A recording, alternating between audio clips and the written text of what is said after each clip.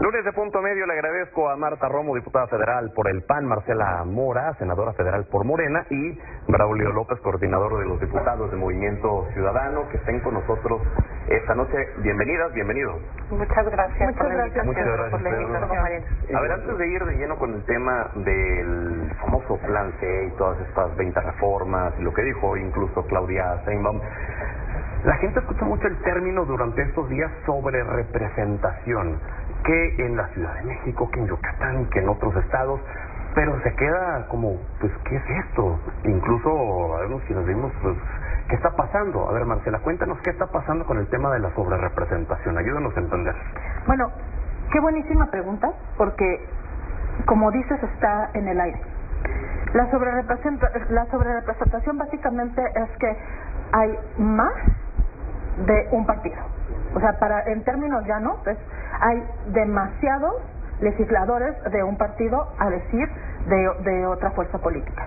Sin embargo, hay que saber que nuestra legislación electoral establece perfectamente los, digamos, índices por los cuales a un partido que es el mayor votado le toca una cantidad de escaños en el Senado, una cantidad de curules en la Cámara de Diputados, ¿no? En términos en lo federal y en lo local.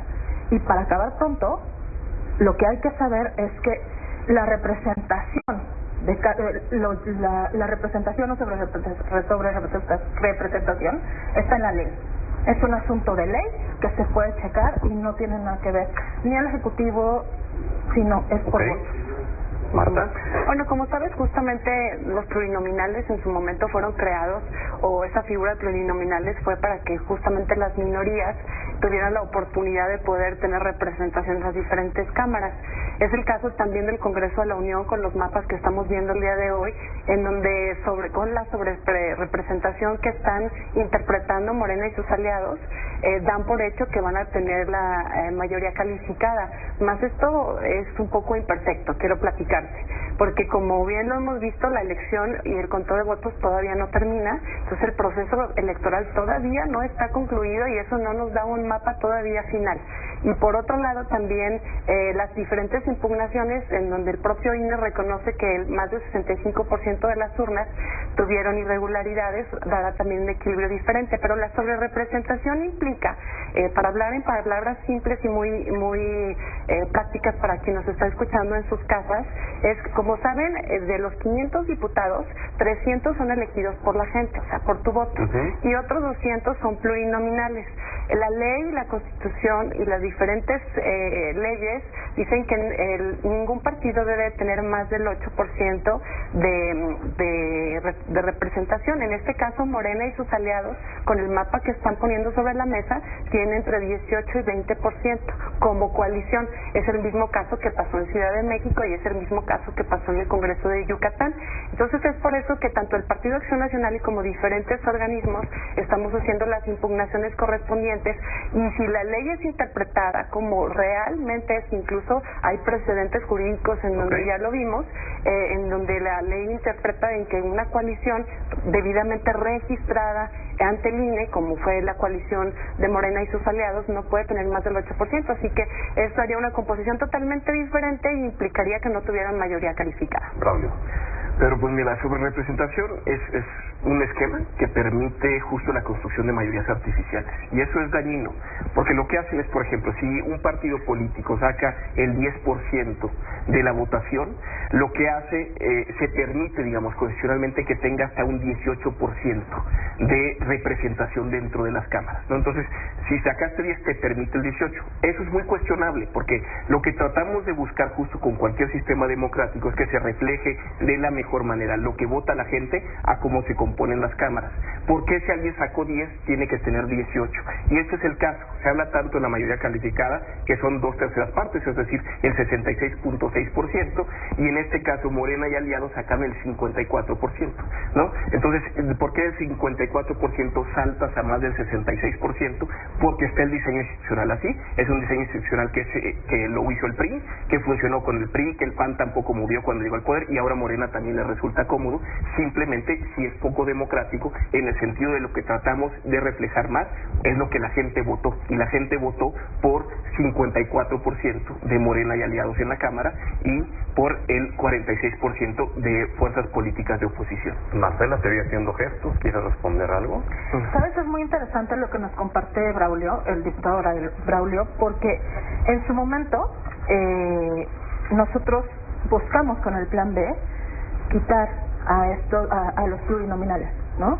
Tanto en el Senado, a nivel federal, tanto en el Senado como en diputados, y no tuvimos el acompañamiento de las fuerzas políticas de oposición. Entonces, es cierto lo que señala también la compañera Marta, que tenemos un 18%, pero al final del día lo que creo que vale la pena dejar claro es que la pluralidad está garantizada. O sea, no vamos a ir en carro completo, y la mayoría calificada, vamos a ver, todavía estamos a revisar la voluntad del pueblo. La pluralidad tienen, ¿no? En la Cámara de Diputados al menos la tienen, en el Senado les falta un poquito. En el Senado estamos entre 2 y 3, porque estamos todavía en la revisión, en los conteos, en las impugnaciones, o sea, todavía no está totalmente dicho y todavía falta que el mapa se acomode. Déjame detenerme en ese punto para preguntarle a Marta lo que dice la senadora. Dice, intentamos cambiar esto y ustedes no quisieron, entonces no es como consecuencia de una decisión que tomaron también. Para empezar, quiero platicarte que en Cámara de Diputados todavía, si la ley es interpretada como realmente la legalidad lo dice, tampoco tendrían mayoría calificada. O sea, obviamente el mapa con la coalición y con los diputados plurinominales cambiaría y no tendrían tampoco mayoría calificada si las autoridades resuelven de manera correspondiente. Entonces todavía no es un dicho oficial ni podemos dar por hecho que tampoco tengan una mayoría calificada en el Congreso. Entonces todavía hasta el último día todavía puede haber modificaciones tanto en Congreso y en el Senado, como te platicaban, obviamente falta 2. Y justamente la reforma electoral del Plan B, nosotros no la acompañamos, no es porque no estemos de acuerdo en quitar los plurinominales, pero acuérdense que aquí lo discutimos en esta mesa, definitivamente lo que decía a la letra ese documento no era quitar los plurinominales, era hacer del método de elección una elección pura en donde convertía a todos en plurinominales. Esta figura implicaba que cada uno de los estados, te voy a poner ejemplo del estado de Jalisco, que tenemos 20 distritos, entonces la dirigencia estatal tiene la facultad de decir una persona va en el lugar 1, 2, 3, 4, 5 y así hasta el 20, y tú vas en tu distrito y votas y resulta que tu candidato es el número 20 y votas pensando que tu diputado va a ser pringanito, pero resulta que los votos que está adquiriendo esta persona, que se necesita hacer que entre el lugar 1, 2, 3 y 4 de acuerdo al número de votación que saque el Estado. Entonces esto convierte a diputados de lista a todos los partidos. Y eso es lo que en la letra estaba, por lo cual nosotros no estamos de acuerdo, porque en el discurso dice quitar los plurinominales, pero en el dictamen convierte a todos los diputados en plurinominales y le quita la facultad a los ciudadanos de saber quién los va a representar en las diferentes cámaras.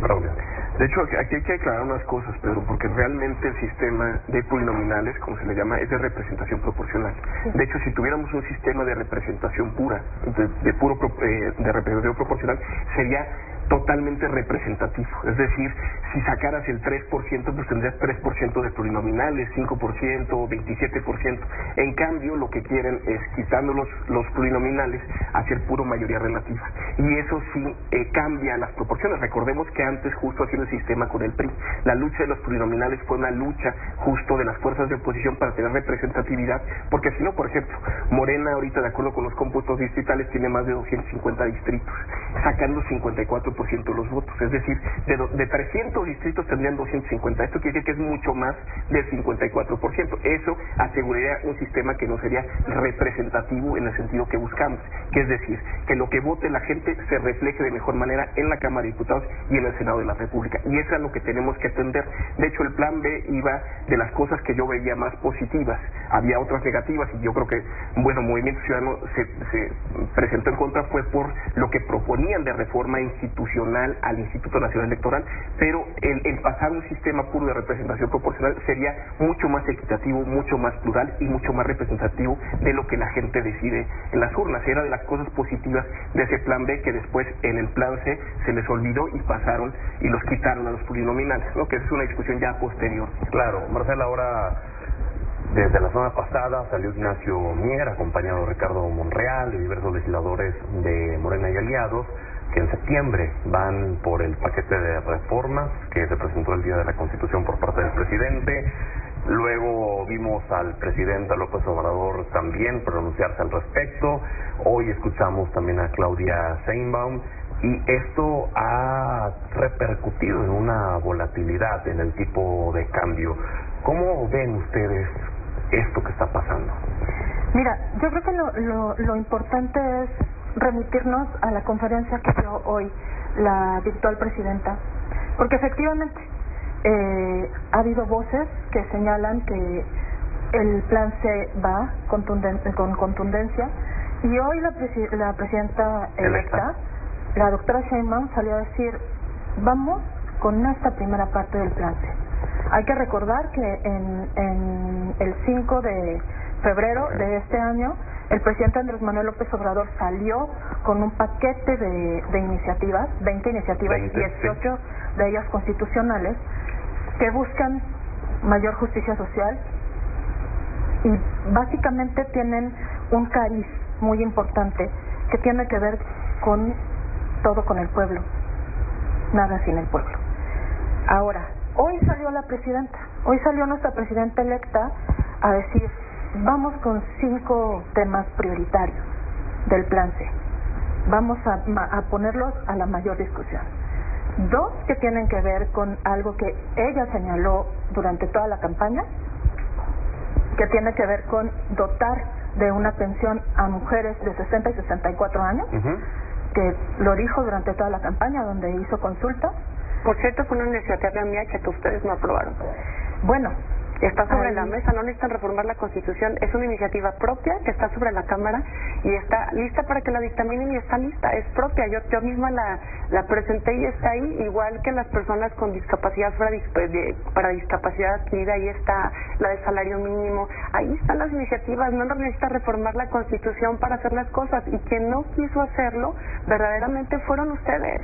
Bueno, en este caso yo te diría que desconocía que tuvieras esta gran idea. Me parece que yo acompaño lo que dice nuestra presidenta electa sobre el tema de que tiene que estar en la Constitución para que sea un derecho y no sea a la voluntad de la administración.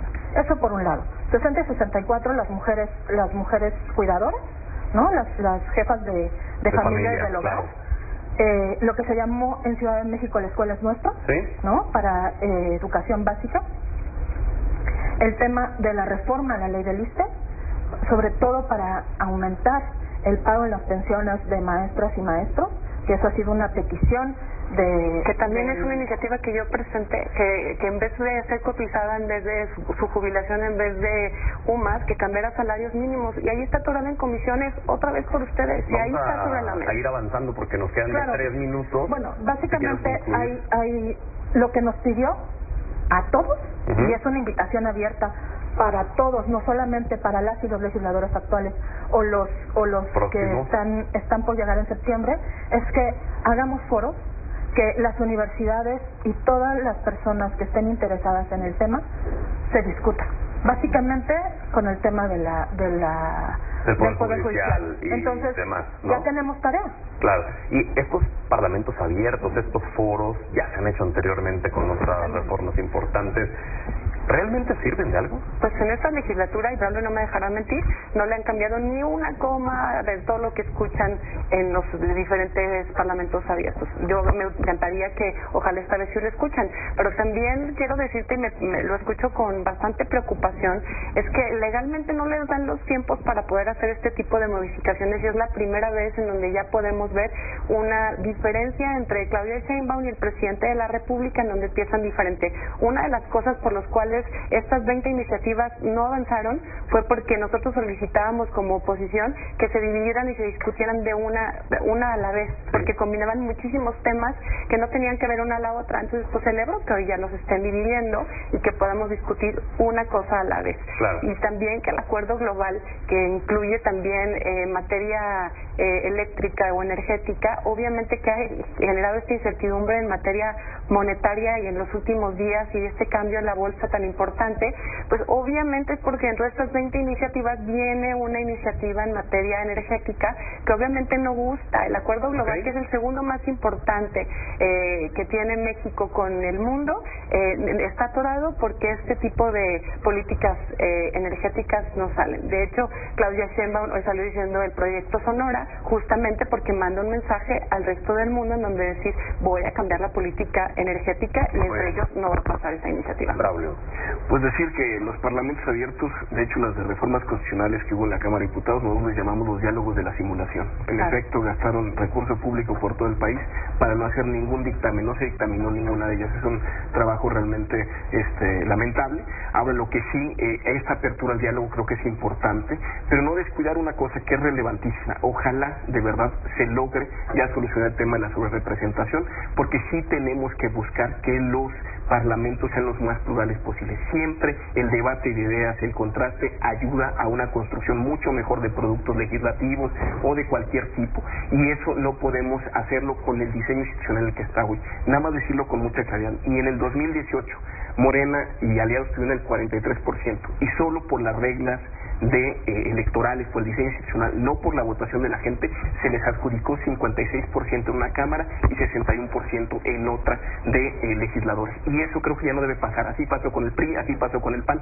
pero eso ya tiene que parar para que sí reflejemos lo que realmente la gente vota en las urnas, Pedro. Oye, se nos acabó el tiempo, pero no quiero dejar de preguntarte, ¿Movimiento Ciudadano tendrá apertura al diálogo o están de facto cerrados a negarse a todo lo que propongan? Pues creo que Movimiento Ciudadano, con cualquier propuesta de donde venga, siempre se ha mostrado abierto. Cree justo en los parlamentos abiertos, serios, y en cómo se pueden modificar las cosas. Lo decíamos justo en las mismas reformas constitucionales.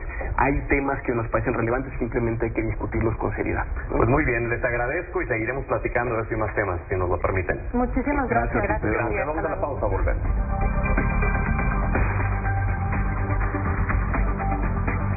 Imagina un mundo donde te